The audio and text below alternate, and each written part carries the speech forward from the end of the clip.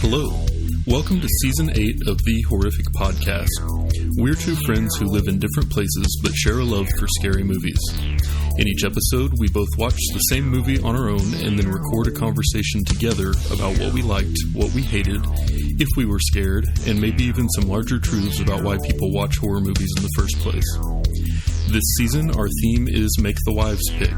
Since our wives have to watch these movies with us every week, and often complain about it, we made them pick the movies this season. If you want to see the list of upcoming films and follow along, check out our website at thehorrific.com. Thanks for listening. All right, starting Season 8 recap. Well, we made it. Bunch of bull, Daniel. We officially survived Season 8, Let the Wives Pick. Yeah.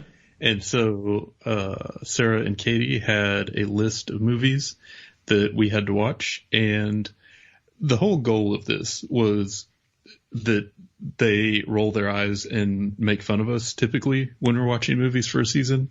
And they're like, oh, did you pick this movie or did Bryce? How bad do you think it's going to be? Is this movie scary? Like, that happens every week. And so this time we're like, all right, let's take away the excuses. Let's make this more of a community experience since we're all locked at home. And you guys picked the movie this time around. And so they did. And I think they still hated it. Yeah, I know. They did. 100%. I think our wives just hate anything we find fun. Well, I think the thing is we called them where it's like, okay, you're obviously trying to put a wedge between something that's unbreakable, our friendship, right. And right. It's not going to happen. And yeah, and we called them. We're like, okay, you don't like watching horror movies as much as we do. Yeah. You can pick them. Yeah. And I'll say, I think we broke up their friendship. So, I hope so. I hope so. They were getting too close. Virtual high five. Yeah. Done. Yeah. But yeah, this one had some ups and downs. It definitely did. It was... I mean, did you have any like big takeaways just kind of looking at the list on the whole? Well, I think first off, it's crazy to think that the Season 8 kickoff started September 4th, 2020. You're like, that's been a long time, man. Yeah. I'm no mathematician, but that's at least like 5-6 months, right? Yeah. I mean, we've had an election. We've had Thanksgiving, Christmas, New Year's. It's been a hot minute since we started down this particular road. Right, and we also took off the section so we could do Bly Manor. Yes. But, yeah, I mean, I think the only real takeaway from this is that, Sarah's obviously out to get me. And I've been playing this thinking that we've been friends this whole time, and I realized, no, this is an enemy that I got going on. Like I have a personal enemy. It's my best friend's wife, like an arch rival. Yeah. She's my Venom. I'm Spider-Man, obviously. And she's obviously out to get me. But I did think it was like kind of funny on like the picks that we got. So like we had like Hills Have Eyes, which I think may have been Katie's. I think what Katie did for her picks were trying to pick movies that she thought I would like, and it was for the most part pretty successful. Old gal knows me. Oh, nice. Yeah. Hills Have Eyes, Jeepers Creeper. It's just like okay. Yeah. What's your big takeaway? I feel like there have been some good, fairly recent comedy horrors. And for a while, I thought that comedy horror was in the same general category of musicals, in that I'm just like a hard pass every time. Yeah. But I really enjoyed both Ready or Not and Tucker and Dale. Yeah. I realized that I've been saying Dale and Tucker this whole time.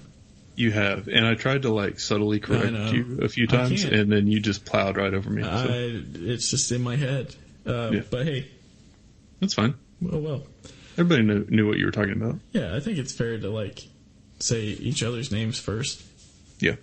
I think though that was definitely a good takeaway. Because Tucker and Dale vs. Evil, like it was nice to kind of throw in a comedy. Now, granted, we had the comedy Mars Attacks before that.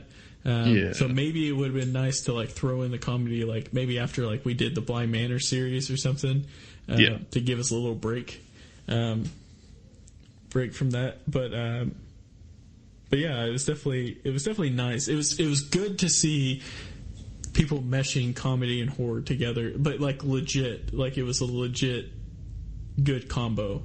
It seems like we either get one or the other. Right. They pulled it off. Yeah.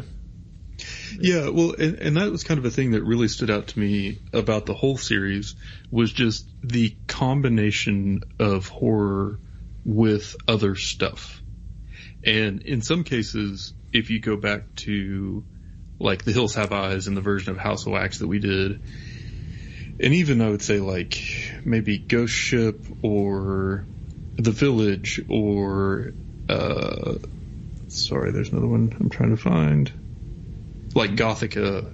Those were all movies that were kind of like big budget horror. You know what I mean? Like it wasn't like horror. They mostly weren't completely sold out to try and be super scary and creepy the whole time. It was more of like what I would associate with a kind of go to the theater in the summer when you're in high school or college. Yeah. And so that's interesting to think about, like horror in that vein, because we come from the place where horror is like this super kind of niche thing that is repulsive and has a narrow audience because of it. And so this list, I feel like, was very much like angled more towards sort of the more mass appeal type horror. Yeah, I can definitely see that. I mean, it's crazy to think about it. It really just hit me where talking about summertime horror movies. Yeah, it's almost like a different category than actual like normal horror. And I guess I never really thought of that, but it's definitely something out there. It's kind of like Hollywood horror. You know what I mean? It's like the bigger budget. It's not like some independent filmmaker. It's more like geared towards that wider audience. So yeah, I can see that for sure. That's a good call. But on the topic of like blending horror with other things, I feel like there was also, you know, like Silent Hill was adapting a video game into a horror movie. And I think that's the first one of those that we've done on this podcast. And so that kind of caught my attention. Yeah, not only did they do that, they did it fairly well, too. Yeah, I agree. I agree. And then we already talked about like the comedy horror. But then even with like A Ghost Story, that was definitely blending like kind of like independent drama with some elements or some inspirations from horror. I feel like we saw in this season sort of the tendrils of the horror influence starting to make their way into like other genres and other ways of presenting movies. And I don't think that it always landed. I mean, I don't ever want to watch A Ghost Story again, but it's kind of cool to see like the influence and to see that horror is, you know, kind of going from this like super obscure thing into this like larger realm of influence and impact on society. Yeah, I mean, I guess the other way to say it is we had some bullshit movies out there. Hey, I'm trying to stay married. I had to work up that whole speech to find a way to spin this as positive. I'm sorry. I'm sorry. I can't sleep on the couch again. Well, Sarah had COVID. I lived in the guest room for a week. That was the personal attack against me, though. I'm not putting you between me or your wife, but you got to pick. So I'll see you soon. Ultimatum. Yeah, I mean, it's definitely. I think for me, there was like some like strange ones on there. I guess like you just think like I think of like I'm trying to think better now, right? Trying to be a better thinker, and so you just like I just wonder like I wonder how they came up with the idea of a Ghost Story or like Antebellum, like movies that I'm not necessarily a fan of. Just trying to think of like that obviously appeals to someone, and like it obviously got the green light and was made into this. You know, they spent a lot of money on it and trying to figure out like, did it just get pushed through because of views or because views which equals money or what? So I think this honestly, like I kind of was able to open my eyes a little bit more on that because I wasn't having to. We weren't having to pick out the movies, so we were able to like just be told what to do, or what to watch, which was kind of cool. But what's also kind of crazy to think about, going back to what you're talking about with like, seemed like we had some big budgets. I feel like there was a couple that were like almost like an in between, like a budget, like The Village. I feel like that seemed like it was a bigger budget. Like maybe there was a bigger following behind it, which is why I knew about it more, because, you know, M. Night Shyamalan, Ding Dong, had The Sixth Sense come out, which had like the really big twist, and Right. I don't know, but there was just a couple that came out that's like, okay. But I did have a surprise movie. The surprise movie. Good or bad? Good. Okay. Like, this was going through the list. It was ones that I didn't know anything about. And it's 100% tied to me assuming that it's just going to be bad, was Ghost Ship. Oh, yeah. I was actually pleasantly surprised with that one. Initially, I went into it with a bad attitude, not with a bad mood, kind of, you know, like, okay, here we go. This is going to be going to be a ghost story, but on a ship, was what I was thinking. No, I enjoyed it. I definitely enjoyed it. Yeah. Yeah, it wasn't bad. I mean, there were several in here that I think I wouldn't mind seeing again. You know, it's like there were a few that were pretty good. Like I thought, and some that like aged well too. Like I thought the first Jeepers Creepers was great. I really enjoyed watching that again. And that was one, like you talked about, going in with apprehension. I was worried because I knew that I had seen that movie a long time ago and liked it. And I was worried I was going to watch it now and be like, maybe not so good. But that's how I felt about the second one. The first one was great. Right. Yeah. Yeah. The second one was terrible. Yeah. It was so bad. It reminded me a ton of the second Nightmare on Elm Street. Oh, yeah. Yeah. I could see that. But yeah. Less legendary. Mm-hmm. But yeah, all that said, you know, it's this one, we didn't get a real like wide variety of movies from like across time. I mean, they were all fairly recent. They were mostly ones that, you know, was like, for the most part, late 90s, early to mid 2000s, and then a couple newer ones. Yeah. And so, I mean, all that one was from the late 90s, early. Yeah. And then the other thing that was involved with this season, as you mentioned earlier, was The Haunting of Bly Manor, the Netflix series. So we kind of put the movie list on pause and did a review of that series episode by episode. And I think that the nicest thing I could say about it is that it also falls into that horror-inspired thing, in that it was most definitely, like, unapologetically a drama and a love story, but it definitely drew on some horror elements.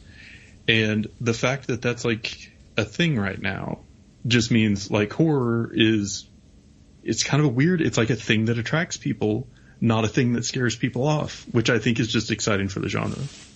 Yeah, I think we were, like, a little, I don't want to say naive going into Bly Manor. Yeah. I was unprepared for Bly Manor. Like, I was still living off of Haunting of Hill House. Big time. Yeah. And then we started, and you're just like, oh. And we were, like, we tried. Like, I feel like we gave it the best chance that we could. Yeah. We stayed pretty positive throughout the whole thing. Yeah. But it was rough. Yeah. And that is not one I will watch again. I would love to watch The Haunting of Hill House again, the whole series, but Bly Manor once was enough. I got the point, and there were, you know, I'm still sour, I think, from the ending. I think I enjoyed the experience of watching the first 5 or 6 episodes, but it was just kind of downhill after that. Couldn't agree. Yeah, there was definitely like it was pretty good. Then got better, and then once I think we realized like maybe like season 5 or episode 5. Yeah. Where it was like, oh shoot, this is not going to turn out good. This was a bad choice for a horror podcast. Yeah. Oh well.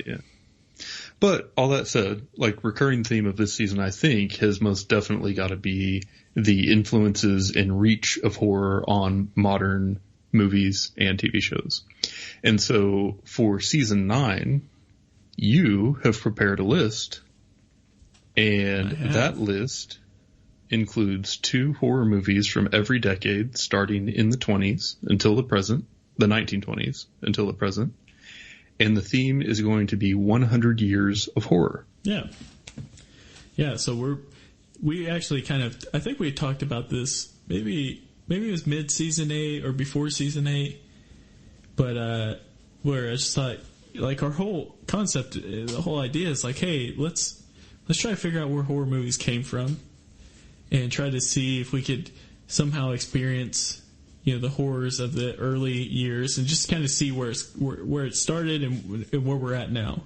It strictly stems from the current state of horror that you would help or that you picked out, and where it's like, okay, well, this is where we're at now. Let's figure out where we come from.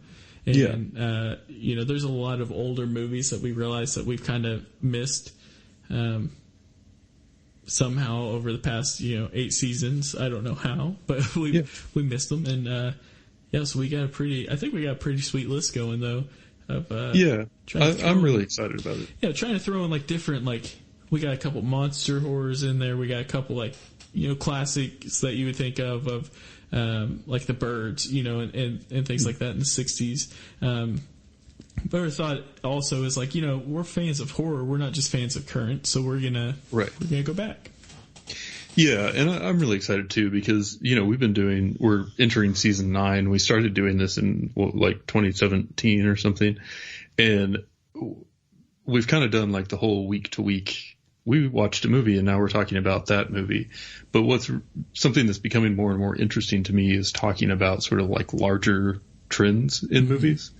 And so being able to look at, here's a couple of movies from the 20s and what was similar and what was different. And then when we fast forward to the 1930s and watch a couple of movies, it's not only like what's interesting about them or what are they doing, but how are they different than what was happening in the 20s. And so just kind of seeing that progression over the full lifetime of horror in the film genre, I'm just wildly excited about. I think it's going to be a lot of fun, and I think it's going to spark a lot of good conversation and probably involve us both going down a whole lot of Wikipedia rabbit holes. Yeah, that's true.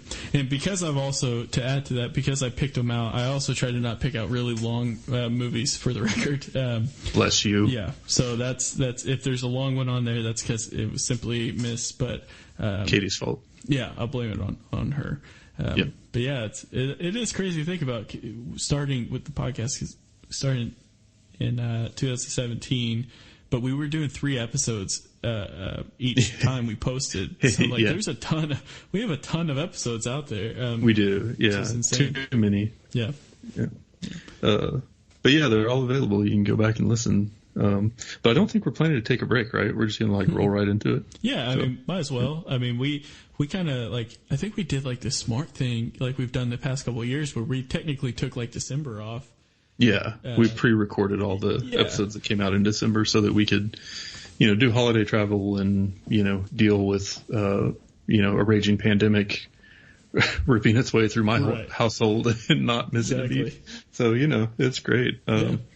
But yeah, no, it's good. I feel excited about it. I'm very, very pleased, and I think that it will be a fun adventure, and I am excited to go on it with you. Yeah, it's going to be a good one. We're going to learn so much from this. Either the lesson's going to be we're not going to let Bryce pick out any more movies.